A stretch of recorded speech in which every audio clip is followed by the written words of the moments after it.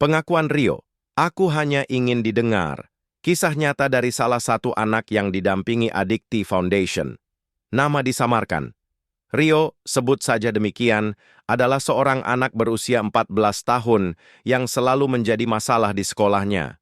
Ia sering bolos, terlibat tawuran kecil, merokok di lingkungan sekolah, dan nilai-nilainya anjlok. Di rumah, ia kerap membantah orang tua, pulang larut malam, dan sering mengunci diri di kamar. Guru-guru dan tetangga melabelinya anak nakal dan berandal. Sementara orang tuanya sering putus asa dan menganggap Rio jahat karena sering membuat mereka malu dan marah.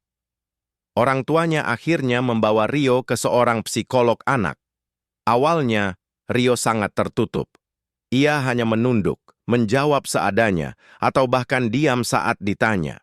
Psikolog tidak memaksanya berbicara, melainkan mencoba membangun raport, hubungan saling percaya, dengan pendekatan yang sabar dan tanpa menghakimi.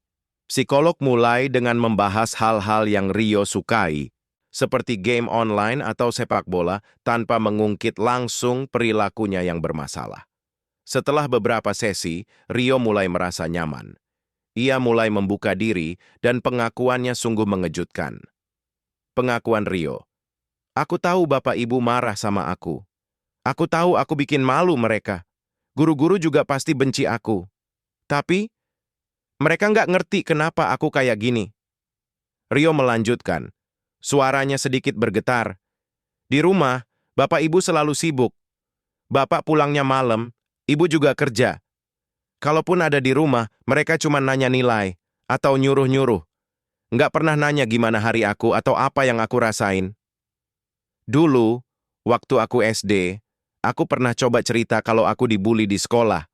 Tapi Bapak bilang, laki-laki kok cengeng. Ibu cuma bilang, ya sudah, lain kali jangan main sama anak itu. Setelah itu, aku nggak pernah cerita lagi. Aku pikir, nggak ada gunanya cerita sama mereka. Terus, di sekolah, aku sering diolok-olok karena bajuku nggak merek kayak teman-teman yang lain. Aku coba minta Bapak Ibu beliin, tapi mereka bilang uangnya susah. Aku ngerti sih, tapi rasanya malu banget. Teman-teman yang berandal itu justru nerima aku apa adanya. Mereka nggak peduli aku pakai baju apa, yang penting aku ikut mereka. Aku ikut tawuran itu karena mereka bilang aku pengecut kalau nggak ikut. Aku nggak suka sih sebenarnya, tapi aku butuh punya teman yang peduli. Dan waktu aku bolos, rasanya senang banget. Bebas. Nggak ada yang marah-marah. Nggak ada yang suruh belajar terus. Aku ngerokok karena lihat Bapak juga ngerokok. Katanya biar jantan. Kalau aku bikin masalah, baru deh Bapak Ibu perhatiin aku. Meskipun dimarahin, setidaknya mereka ngomongin aku, meskipun itu marah. Rasanya lebih baik dimarahi daripada diabaikan sama sekali. Rio menunduk lagi. Aku sebenarnya capek kayak gini. Aku capek dimarahi, capek dihukum. Aku pengen kayak teman-teman lain yang punya keluarga utuh, yang bisa ketawa bareng, yang bisa diajak cerita. Aku cuman pengen didengar, pengen diperhatiin, pengen ngerasa aku itu penting buat mereka. Bagaimana pendapat kamu mengenai kisah nyata ini?